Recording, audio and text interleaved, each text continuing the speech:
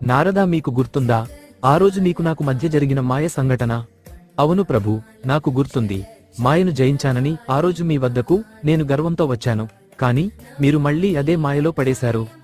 ఆ ఘటన గురించి భక్తులకు తెలియజేయండి నారదా. ఆ రోజు నేను గర్వంతో మాయను జయించానని వచ్చినప్పుడు మీరు నన్ను నీళ్లు తెమ్మని పంపించారు. అప్పుడు నాకు అర్థం కాలేదు స్వామి. నేను నీళ్లు తేవడానికి వెళ్లి ఆ పనిని మరిచిపోయి అక్కడే ఉన్న ఓ యువతిని చూసి ఇష్టపడి వివాహం చేసుకున్నాను. అనేక సుఖ దుఃఖాలను అనుభవించాను. కానీ ఒకరోజు భారీ వర్షంలో నా ఇల్లు, కుటుంబం అంతా కొట్టుకుపోయారు. నేను పిల్లల్ని కాపాడమంటూ వేడుకున్నాను. అప్పుడు మీరు నాకు దర్శనమిచ్చి నా నీళ్లు ఎక్కడా అని అడిగారు. అప్పుడు అర్థమైంది స్వామి, ఆ అమ్మాయి, పెళ్లి, కుటుంబం అంతా మీ మాయనే అని, నన్ను మాయలో పడేశారు అని. అదే మాయశక్తి నారదా.